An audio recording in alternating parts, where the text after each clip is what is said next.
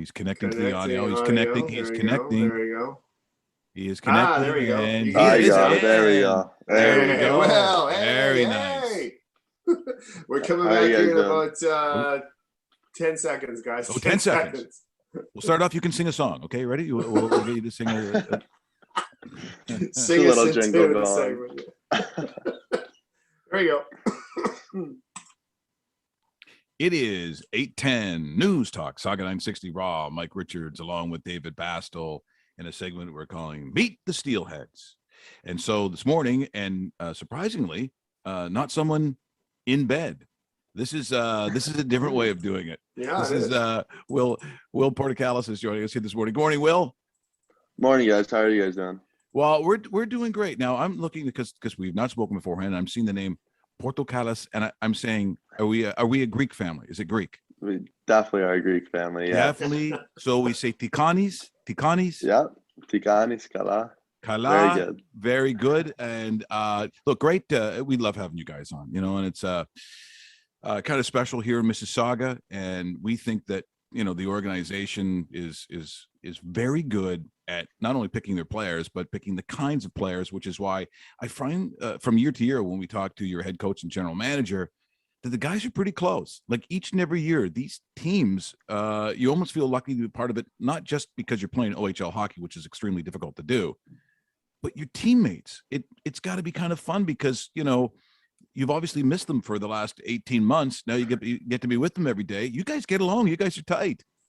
Oh yeah, absolutely. Like even like coming into the league, like my first year, like you get like that little worry that not everyone's going to be like so close together and like just have like a tight knit team. But right from my first year until now, all of us have been like super, super close. We all still talk. We have our group chats, and like I've been really fortunate enough to be a part of like this organization where everyone's pretty close. Yeah, absolutely. Hey, Will, during the layoff, and it was quite the layoff, a lot of OHL players, including yourself, went to Erie for a little bit of a tournament game, stuff like that. Tell us about that. How was that? How many players were there? And that must have been a nice little break, even though, you couldn't carry it over 18 months, but at least you got out for that sort of opportunity outside of your regular training kind of thing. Yeah, absolutely. No, it was me and James and Pruder. We were the Steelheads guys that ended up going there. And honestly, it was actually a really good experience. It was a lot of fun. I think we had something like 6 teams, I believe. So we were all in like hotels there, and me and James ended up going a week early, and we stayed in a billet house there and just like did like a little bit of skating. Like it was open to everyone who was in the tournament.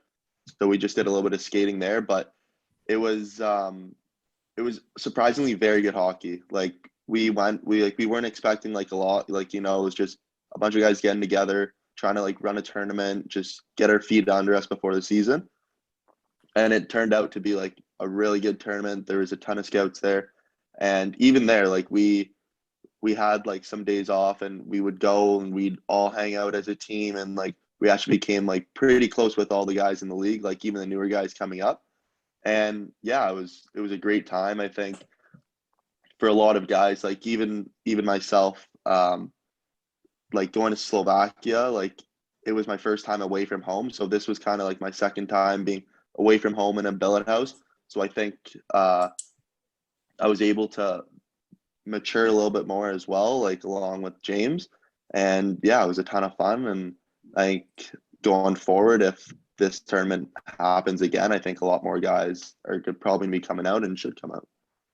Like when you have to play hockey that far away, and the year that I had to go to Ufa, Russia for the World Juniors and cover that when we were at TSN, just the difference in food, for instance, like just the way, I mean, you must, because for breakfast they came by and they're like, oh, would you like to have, and they showed me floating wieners in a pot with cherry juice or something, and everything was weird. I'm like, what's, I mean, I use the word "you people." Sorry, what is wrong with you people? What this is not breakfast. I don't want gruel and wieners. What is this?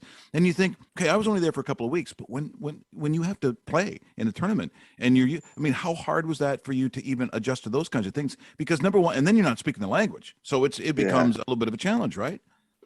Great, absolutely. Yeah. I think the hardest thing was probably just like the language barrier because like we were able to speak English to a lot of the guys and like we could have like conversations, but it wasn't like they could speak full on English. Like our coaches like didn't speak a word of English. So we would like come into the room and like we'd have one guy like translating like everything back and forth.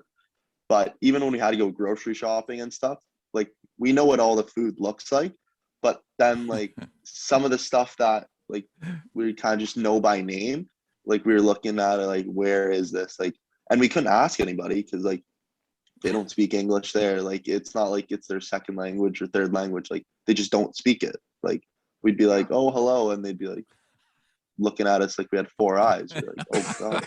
So that was tough for us. But honestly, like where we were, like the food that like the team was like serving us and that kind of thing, like it wasn't too different how it was in Russia. So we were fortunate on that. But yeah, no, I could just imagine over there for you. That would have been tough. So Slovakia itself, what part of it were you situated in? What was home base? It was Liptovsky. It's kind of up Okay. there in the mountains. Okay, yeah, very nice. Now, do you play within the country, or do you actually have to leave the country to play some of the teams that are in that division? Uh, like we played within the country. I think the only one we went outside to play was Poland, and Yeah, then other than that, it was just all like in the country. But like some of these places were like super far. Like we'd be on the road for like 8-9 hours. yeah. It So it was. was kind of far. I was just gonna say it's like bus trips to the Sioux almost, even past. You Yeah, said like yeah, consistently though, right? I mean, that's the toughest absolutely. part Yeah, though, right? So yeah. how do you land something like that? How did that happen? How did you get that opportunity? Because it seemed like a pretty cool life experience, even right now, right? Yeah, no. So I know a couple guys that I went from Oshawa, like I was really close with, and I guess my agent got in touch with one of their coaches there, and he knew him from before, and he was like, yeah, like we're looking for some players, and then he just like gave me a call and was wondering if I thought it was a great idea. Our season wasn't starting, so it's like like let me go over there. Let me even if I don't get to play 20 some odd games. Like at least I'm going over there 10 games, 7 games, whatever it Yeah. is.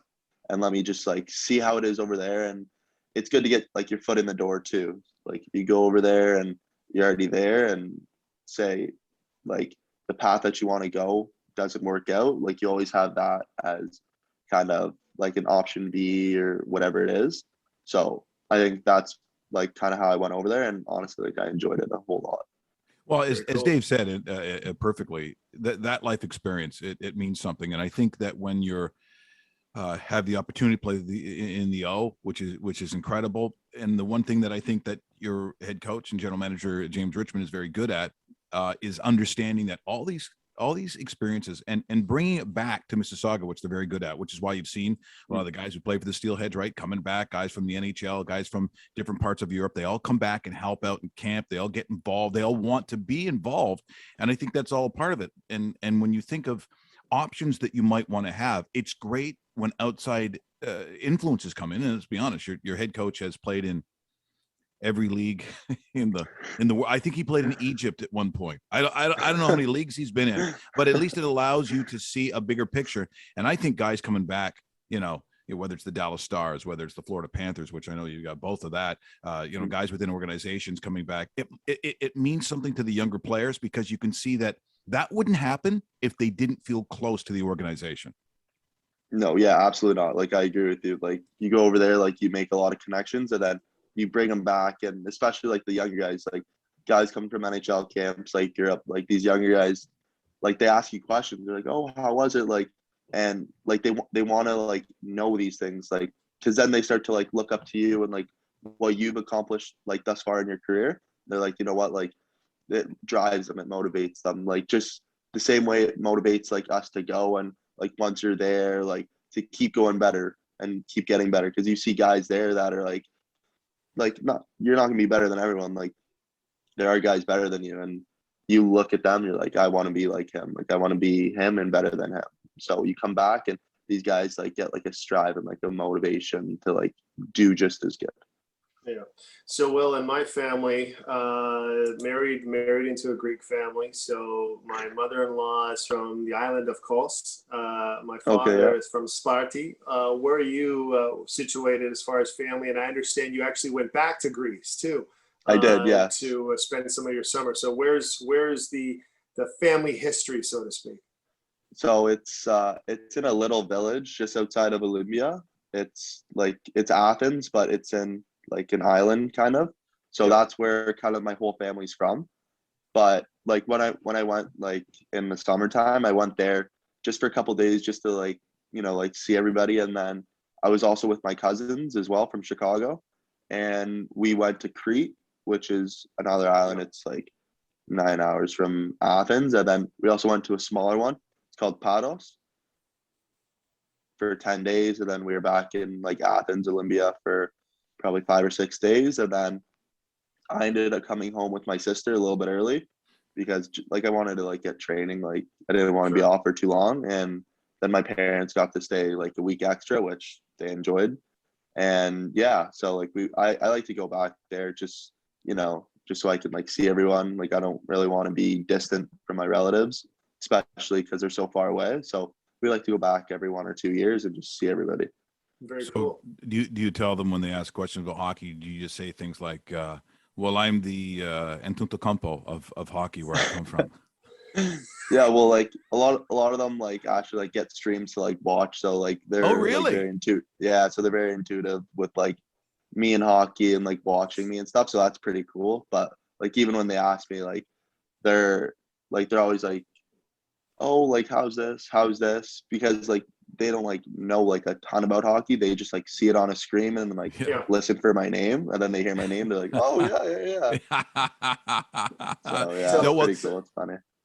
I was just going to say the Greek hockey program isn't at the World Championship level, but I believe it's Group B. So it's starting to build a little bit, isn't it, Will? Like, I mean, Yeah, we could see absolutely. them Yeah. starting. And I know I watched some matchups. I think they faced Poland a couple of times. They're kind of in that category. They're Right. not in the Group A where Canada and the U.S. You'll never Yeah. see Greece versus Canada, but they do have a program there that's starting to build.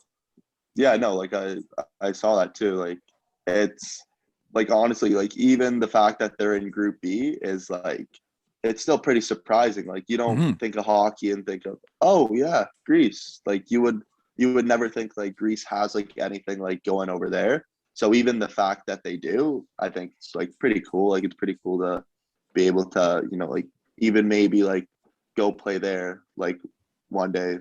Yeah. Like I Sure. think I think it's cool. Like it's where you're from. Like And it's be the kind of sick. Antetokounmpo of Greek hockey. Yeah, Yeah, absolutely, absolutely. absolutely. Now there is going to be a controversial question here, and as you know, this is a very this is a tough show to be on. Very tough. Like we ask the hard questions. Yeah, hard hitting. It's like Yes. 2020.